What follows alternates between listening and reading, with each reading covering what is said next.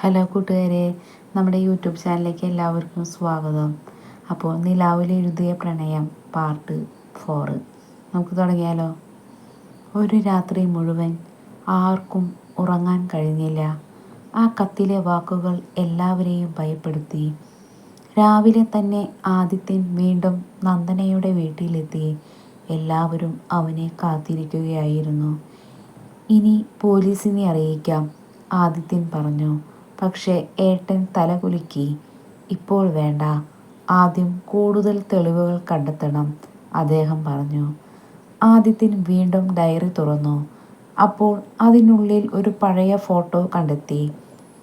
മഴയിൽ നിൽക്കുന്ന അഭിനവും നന്ദനയും. പിന്നിൽ ഒരു ചെറിയ കഫേ കാണാമായിരുന്നു. ഫോട്ടോയുടെ പുറകിൽ ഒരു വരി മാത്രം: സത്യം ഒരിക്കൽ ഇവിടെ തിരിച്ചു വരും. നന്ദന അത് കണ്ടപ്പോൾ കണ്ണുകൾ നിറഞ്ഞു. ഇതാണ് ഞങ്ങൾ അവസാനമായി കണ്ട സ്ഥലം. മൂവരും ചേർന്ന് ആ കഫേയിലേക്ക് പുറപ്പെട്ടു. വർഷങ്ങൾ കഴിഞ്ഞിട്ടും അത് മാറിയിരുന്നില്ല. കഫേയുടെ ഉടമ നന്ദനയെ കണ്ടപ്പോൾ ഞെട്ടിപ്പോയി. അദ്ദേഹം ഒരു പെട്ടി കൊണ്ടുവന്നു. ഇത് അഭിനവ് നിനക്കായി എന്നെ ഏൽപ്പിച്ചതാണ്, അദ്ദേഹം പറഞ്ഞു. നന്ദന വിറയുന്ന കൈകളോടെ പെട്ടി തുറന്നു. അതിൽ ഒരു പെൻഡ്രൈവും ഉണ്ടായിരുന്നു, കൂടാതെ ഒരു ചെറിയ കത്തും. ഇത് നിന്റെ കയ്യിലെത്തിയാൽ എൻ്റെ മരണത്തിന് പിന്നിലെ സത്യം ഇതിലുണ്ട്. ആദിത്യൻ ഉടൻ പെൻഡ്രൈവ് ലാപ്ടോപ്പിൽ കണക്ട് ചെയ്തു. സ്ക്രീനിൽ അഭിനവ് പ്രത്യക്ഷപ്പെട്ടു. എനിക്ക് എന്തെങ്കിലും സംഭവിച്ചാൽ അത് അപകടമല്ല, ചിലർ എന്നെ പിന്തുടരുന്നു. വീഡിയോ പെട്ടെന്ന് അവസാനിച്ചു. അതേസമയം ആദിത്യൻ്റെ ഫോണിൽ ഒരു സന്ദേശം വന്നു. പെൻഡ്രൈവ് കിട്ടിയല്ലോ, ഇനി നിങ്ങൾക്ക് സമയം വളരെ കുറവാണ്. ആദിത്യൻ ജനലിലൂടെ പുറത്തേക്ക് നോക്കി. കഫേയുടെ എതിർവശത്ത് കറുത്ത വസ്ത്രം ധരിച്ച ഒരാൾ അവരെ തന്നെ നോക്കി നിൽക്കുകയായിരുന്നു.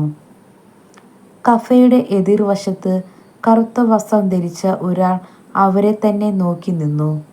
ആദിത്യൻ പുറത്തേക്ക് ഓടിയെത്തി. പക്ഷേ ആ മനുഷ്യൻ ഒരു കാറിൽ കയറി രക്ഷപ്പെട്ടു. ആദിത്യൻ തിരികെ കഫേയിലെത്തിയപ്പോൾ നന്ദനയുടെ മുഖത്ത് വീണ്ടും ഭയം നിറഞ്ഞിരുന്നു. അവൻ ആരാണ്, ആദിത്യൻ ചോദിച്ചു. നന്ദന പതുക്കെ തല കുലുക്കി. എനിക്കറിയില്ല. അതേസമയം കഫേയുടെ ഉടമ ഒരു കാര്യം ഓർത്തെടുത്തു. അന്ന് അപകടം നടന്ന രാത്രിയിലും ഇതേ കാർ ഇവിടെ വന്നിരുന്നു, അദ്ദേഹം പറഞ്ഞു. അത് കേട്ടതും ആദിത്യൻ്റെ മനസ്സിൽ ഒരു സംശയം കൂടുതലായി ശക്തമായി. അഭിനവിൻ്റെ പെൻഡ്രൈവിൽ ഇനിയും ഒരു രഹസ്യ ഫോൾഡർ ഉണ്ടായിരുന്നു. അത് തുറന്നപ്പോൾ ഒരു ഫയൽ മാത്രം കണ്ടു. Final proof. ആദിത്യൻ ഫയൽ തുറന്നു. അതിൽ ഒരു ശബ്ദരേഖയായിരുന്നു. സത്യം പുറത്തു വന്നാൽ നമ്മളെല്ലാം അകത്താകും. ഒരു പുരുഷ ശബ്ദം. മറ്റൊരാൾ പറഞ്ഞു, അഭിനവിനെ ജീവനോടെ വിടരുത്.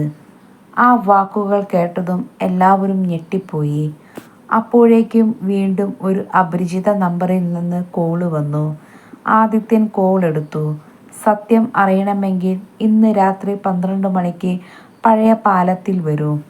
കോൾ ഉടൻ കട്ടായി. പോകണോ വേണ്ടയോ? ആദിത്യൻ ഒരു നിമിഷം ചിന്തിച്ചു. ഒടുവിൽ അവൻ പറഞ്ഞു, ഞാൻ പോകും. നന്ദനയുടെ കണ്ണുകളിൽ ഭയം നിറഞ്ഞു. ആ രാത്രിയിൽ പഴയ പാലത്തിൽ ആദിത്യനെ കാത്തിരുന്നത് ഒരു മനുഷ്യനല്ലായിരുന്നു. തുടരും. അടുത്ത പാട്ട് ഞാൻ വേഗം ഇടാം കേട്ടോ.